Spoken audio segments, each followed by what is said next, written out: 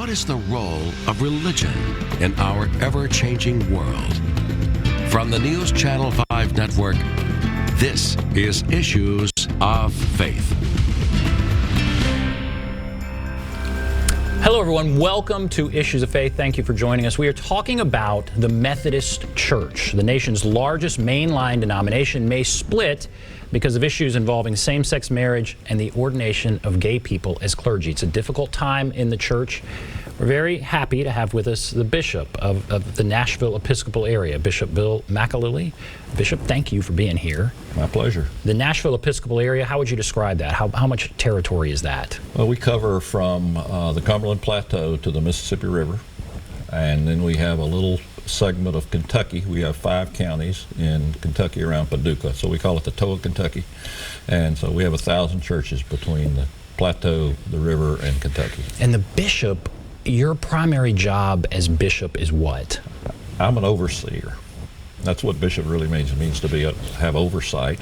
And so I oversee the churches, about 1,000 churches, about 1,000 clergy over this entire area. I have 9 district superintendents who are deployed geographically in districts which work with me. I call them my cabinet. And we work with our churches, help them think about their mission, how we can support their mission, how we can deploy clergy into those churches as needed. And yeah, we believe that we're called to serve the least and the last and try to reach people who are lost. And our churches I consider our churches mission stations in the communities where they're planted. Now, this has been a difficult time in the Methodist Church. There have been reports, certainly that a lot of people have seen, and I'll get to some of those reports, but how difficult a time is this? As we're talking about this split, how difficult a time has this been in the Methodist Church? Well, this is a conversation that's been going on for 50 years around sexuality in the church and where we stand on that, so it's not a new conversation. We get to visit that conversation every 4 years when our General Conference meets. General Conference 2020 will be in May in Minneapolis, Minnesota. And so there will be a multiple number of plans for the future of the denomination that will be presented and be considered legislatively. The one that's caught the most attention is the one called the Protocol for Separation with Grace. And that was formulated back in January, became public in January, hit the news, and it has stirred quite the conversation. Well, it hit the news in January, you're right, at the beginning of the year, and it was reported in some circles as if it was a done deal. Right. It's not a done deal. That's correct. But at this point, do you feel there's any way this split can be avoided? I would say it's unlikely that the split will be avoided.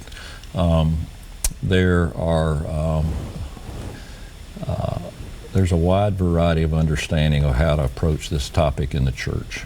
The traditionalists have a particular view. The centrist progressives, you might say, have a different view. And it's probably going to be unlikely that those two can be reconciled at this point in our history.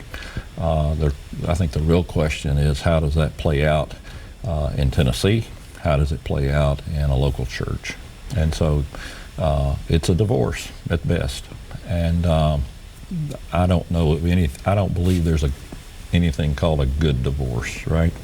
They're all painful, and there's loss. And how difficult is that for you? Well, I'm a cradle Methodist, as you might say. My father was a pastor. My son is a pastor, and I've been in a lot of pain over this matter for some time. I've always been a bridge builder in the church. I have been able to, over time, to work with people from all sides of the church. And I believe I'm called as a bishop to maintain the unity of the church. I believe I'm called to work with people no matter who they are, all of God's children, red and yellow, black and white. They're precious in God's sight. And I believe we're called to serve those folks. And as a bishop, I took a vow to maintain the unity of the church. And so this meeting that's coming up in May, do you feel like at that point we'll know a framework for this split for this divorce? It'll be the protocol that you mentioned, or it'll be some other framework? Will that be hammered out? Well, that's a great question. There are multiple plans that have been submitted legislatively. They all have a little bit, each one has a different nuance to the idea. I got an email this morning of another plan that's being proposed. I think that whether or not the General Conference has a stomach for all of this work remains to be seen. I think this most likely will begin a process, and it won't end quickly. It will not be up and down and we wake up the day after and say, okay, this is what it is. The United Methodist Church is a very complex organization, and it's a global denomination, and it has a lot of assets in terms of colleges, universities, hospitals, children's homes, the whole network of ministry that's been created over 200 years across the U.S. and the world. And so I think it'd be naive for us to think that at General Conference we'll come home and say, oh, here it is. I think that there will probably be put in place a plan of action that will lead to the steps that unfold for the future.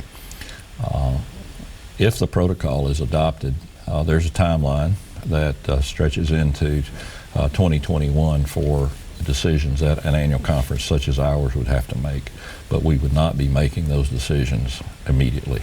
The protocol, I'm taken from CBS News. I watch CBS News. This is what they reported. Okay. If formed and incorporated, so this would be the conservative denomination would get $25 million in United Methodist funds. It can keep its local churches, and all current clergy and lay people of the denomination would be able to keep their pension plans. So when we start talking about splitting a church, that's what we're talking about. That's right. We're talking about property. That's right. And we're talking about, I guess there's a $25 million payment, but this is a worldwide denomination. That's correct. So you have people in Africa that are very set in their beliefs, really opposed to the ordination of gay clergy and that kind of thing. And then there are people, I guess, in your area on both sides. That's correct. But is it part of what you're talking about here is ownership and property and that kind of thing? Is that right? That's correct. The $25 million, there are a lot of questions about where that's going to come from, who's going to pay it. There's also a $39 million number that is associated with caring for our ethnic minority congregations. Africa University, which is one of our success stories in Africa, in Zimbabwe. We started a university there 25 years ago, and it has been, there are students there from every country in Africa, and it was created there to help change the economic outlook for Africans, and I think for 25 years that's been the success story. The reason we were able to do that is because we're a connectional church, and we all do that together, and that's who we are. I think it's a little, how should I say this? The United Methodist Church has been a big tent umbrella for a long, long time. And we've been able to hold people under that umbrella well because we believe in four things: Scripture, tradition, reason, and experience. That has been our umbrella, so that we interpret Scripture and tradition in light of what our mind tells us and what our experience tells us. And where we get into trouble is when we want to split Scripture and tradition from reason and experience. And at the heart of this conversation, I think that's one of the challenges. I like to talk about primacy of Scripture and centrality of grace, and that is the genius of the Wesleyan movement, which John Wesley, our founder, created. Wesley believed that Scripture contained all things necessary for salvation. But he also said, if our opinions differ, think and let think. If your heart is my heart, give me your hand. And in this conversation, it seems as if we're beginning to lose some of Wesley's notion of what it means to be a Christian, what it means to live with holiness of heart and life. So you sound like somebody that still hopes this can be salvaged. You sound like somebody that's out there saying, come on guys, let's work together.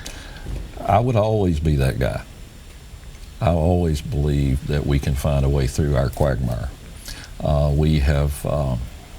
We've fought a lot of battles in the United Methodist Church over civil rights, over the ordination of women, over a lot of social justice issues that we haven't always agreed on, but we've been able to work through them and find our way to the other side. So I'll always hold out hope. But this issue appears too big. It's pretty big. It's huge. It's huge. And it's unlikely that my hope will prevail.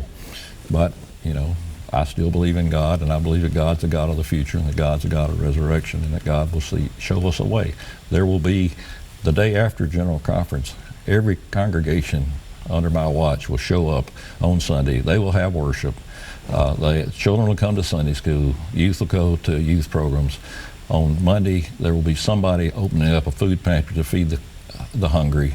We will teach children the stories of Jesus, and ministry will continue in Tennessee and Kentucky under our watch.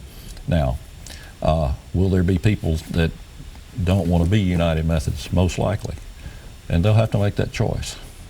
But it's my hope that we will hold as many people together as possible. So you're the largest mainline denomination. Let's say there is this split, and it goes people that are more conservative and more progressive, I guess, traditionalist progressive. What does that create? Do we know how big are the two? How big does this one? There's one now. How big are the two that creates? Well, I would say they would be equal to the one. You know, but I'm not sure it will be just two. Okay. I think there. Even among the traditionalists, there are differences of what that ought to look like. Even among those who are centrist and progressive, there are differences about what that really means. I think that it will be, you know, some people believe, well, let's go ahead and, you know, divide the church, and that will free everybody up to be who they are, and that will form a great revival in the country and in the world.